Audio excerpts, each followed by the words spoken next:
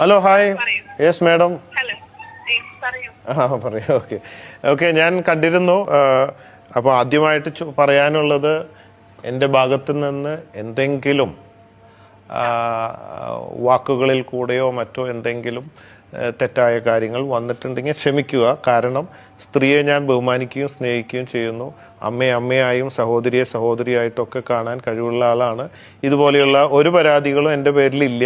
അപ്പോൾ ഇപ്പോൾ ഇങ്ങനെ വന്നതുകൊണ്ട് എന്തെങ്കിലും സ്ത്രീ സമൂഹത്തിനോ അല്ലെങ്കിൽ താങ്കൾക്കോ എന്തെങ്കിലും പറ്റിയിട്ടുണ്ടെങ്കിൽ ഞാൻ ക്ഷമ ചോദിക്കുകയാണ്. ഇവിടെ കൂടുതലായിട്ട് എന്തെങ്കിലും ചോദിക്കാനുണ്ടെങ്കിൽ ക്ലാരിറ്റി വരുത്താനും ഞാൻ തയ്യാറാണ്. ഒന്നുമില്ല, എന്റെ പ്രതികരണം, എന്നെ ഒരാള് എന്റെ ഇൻബോക്സിൽ വന്നിട്ട് എനിക്ക് ലിങ്ക് അയച്ചു തരികയായിരുന്നു. മാഡം ഈ വീഡിയോ ഒന്ന് കേൾക്കണം എന്ന് പറഞ്ഞ്. അങ്ങനെയാണ് ഞാൻ ഈ വീഡിയോ കാണുന്നത്. ഞാൻ അപ്പൊ തന്നെ ചോദിച്ച ഒരു ചോദ്യം തന്നെയാണ് എനിക്ക് ഇപ്പോഴും പറയാനുള്ളത്.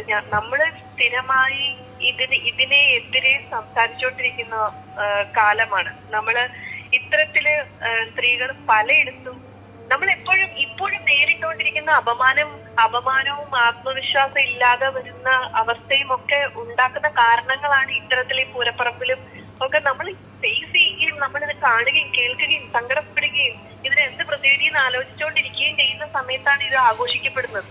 അതില് ഏറ്റവും കൂടുതൽ നിങ്ങളുടെ വീഡിയോയിൽ വന്ന ഒരു നിങ്ങളുടെ വായിൽ നിന്ന് അറിയാതെ വന്നതാവാം ചിലപ്പോ. ആ വന്ന വാക്ക് ഉള്ള പ്രശ്നമല്ല. ശരിക്കും എന്നെ ഏറ്റവും കൂടുതൽ തൊടിപ്പിച്ചത് അതിന് കിട്ടിയ സ്വീകാര്യതയാണ്. ആ വാക്കിന് എത്രത്തോളം സെലിബ്രിറ്റികളടക്കം അതിനെ ആഘോഷിച്ചും അതിനെ തന്ന ഒരു സ്വീകാര്യതയാണ് എനിക്ക് അത്രയും പ്രതികരിക്കേണ്ടി വന്നത്. ഞാൻ ഇനിയും ഇത്തരത്തിലുള്ളതിപ്പം ബോച്ചയാണെങ്കിലും ആരാണെങ്കിലും എത്ര വലിയ ആളാണെങ്കിലും ഇങ്ങനെയുള്ള കാര്യങ്ങൾ കണ്ടു കഴിഞ്ഞാൽ വിമർശിക്കുകയും പ്രതികരിക്കുകയും ചെയ്യും. ഇനിയും അങ്ങനെ തന്നെ മുന്നോട്ടുള്ളൂ. തീർച്ചയായിട്ടും അങ്ങനെ തന്നെ ചെയ്യണം. അതിലൊരു തെറ്റുമില്ല. ഇവിടെ വന്നിട്ടുള്ള ഒരു തെറ്റിദ്ധാരണ മാത്രമേ ഉള്ളൂ. ഇപ്പോൾ ഒരു വ്യക്തി ക്രൈം ചെയ്യുകയാണെങ്കിൽ അത് തുറന്നു പറയുകയില്ല. ഇവിടെ ക്രൈം ഇല്ലാത്തതുകൊണ്ട് ഞാൻ എൻ്റെ കൂട്ടുകാരിയുമായി ഉല്ലസിച്ച് തട്ടിയും മുട്ടിയൊക്കെ നടക്കുന്നു. സ്വാഭാവികമാണ്. നമ്മളിപ്പോൾ മാളിലും പാർക്കിലും എല്ലായിടത്തും നോക്കിയാൽ കാണുന്ന ഒരു കാര്യമാണ്.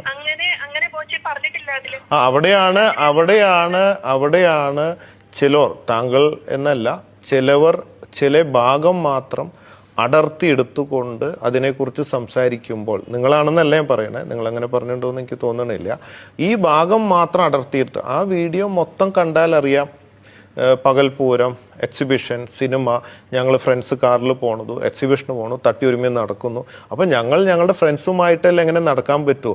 അല്ലെങ്കിൽ ഞങ്ങളുടെ കാറിൽ കയറുന്നത് ആരാ? അപരിചിതരാണോ? തട്ടിമുട്ടി നടക്കാൻ പറ്റുമോ?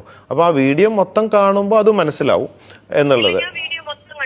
ആ വീഡിയോയിൽ എനിക്ക് അങ്ങനെ തോന്നിയില്ല. ഫ്രണ്ട്സിന്റെ കൂടെ നടക്കുന്നു പറയുന്നതായിട്ട് എനിക്ക് ഫീൽ ചെയ്യുന്നില്ല. എനിക്ക് ഫീൽ ചെയ്യുന്നത് പൂരപ്പറമ്പിൽ വരുന്ന സ്ത്രീകളെല്ലാം ലൈംഗികമായി ഞാൻ ചാക്കി വെക്കാൻ പോയി. അല്ല, അങ്ങനെയില്ല. അങ്ങനെ അതിൽ പറയുന്നില്ല. അതാണ് വ്യത്യാസം. ഞാനിപ്പോ ഇത് 30 ലക്ഷം പേര് കണ്ടു ആ വീഡിയോ. ഇതിൽ ഏകദേശം 70-80 പേരാണ് ഇന്നലെ ഞാൻ രാത്രി നോക്കിയപ്പോൾ ഇതിന് നെഗറ്റീവായിട്ട് സംസാരിച്ചിട്ടുള്ളത്. ബാക്കി എത്രയോ ലക്ഷം പേരിൽ അത് നന്നായി എന്ന് പറഞ്ഞിട്ടില്ല, പക്ഷെ ആ നെഗറ്റീവായിട്ട്. അപ്പോൾ ആ വീഡിയോ കാണുമ്പോൾ, മൊത്തത്തിലായിട്ട് കാണുമ്പോൾ, ഒരു സംശയം ചോദിച്ചോട്ടെ, നിങ്ങൾ പറഞ്ഞത് പോസിറ്റീവും ഞാനടക്കമുള്ള 70 പേർ പറഞ്ഞത് നെഗറ്റീവും ആണെന്നാണോ? അല്ല, അങ്ങനെയല്ല ഉദ്ദേശിച്ചത്.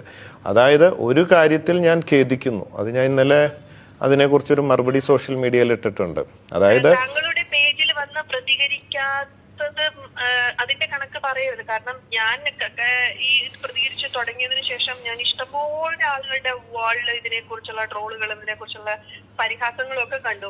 അത് പ്രത്യേകിച്ച് സ്ത്രീകളുടെ ഇടയിൽ എന്റെ പോസ്റ്റിനെ ഏറ്റവും കൂടുതൽ സപ്പോർട്ട് ചെയ്യുന്നത് സ്ത്രീകളാണ്. കാരണം ഇവിടെ വിക്ടിം ആകുന്നതും ഇത്തരത്തിലുള്ള കാര്യങ്ങൾ ഫേസ് ചെയ്യുന്നത് സ്ത്രീകളാണ്. വളരെ കുറച്ച് ആണുങ്ങൾക്ക് അറിയാമായിരിക്കും, ഭാര്യമാര് തുറന്നു പറയുക അല്ലെങ്കിൽ വീട്ടിൽ ഇതേക്കുറിച്ച് സംസാരിക്കുകയും ചെയ്യുന്ന ആണുങ്ങൾ നമ്മളെ സപ്പോർട്ട് ചെയ്താൽ പോലും ഒരു ഭൂരിഭാഗം ആണുങ്ങളും ഇതിനെ കൈയടിക്കുകയാണ് ഉണ്ടായത്.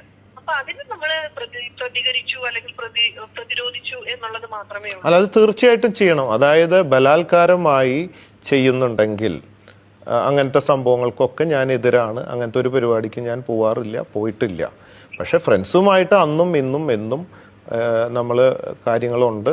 അത് അന്നും ഇന്നും എന്നും തുറന്നു പറയുന്നുണ്ട്. അതിൽ എനിക്ക് കുറ്റബോധം തോന്നിയിട്ടില്ല. പക്ഷേ ഈ ചില സ്ത്രീകൾ തന്ന പറഞ്ഞ കമൻറ്റുകളിൽ നിന്ന് ഒരു കാര്യം ഞാൻ മനസ്സിലാക്കി. അതായത് വരും തലമുറയ്ക്ക് ഉള്ളിൽ അവർക്കൊരു മെസ്സേജാണ് ഞാൻ പറയുന്നത്.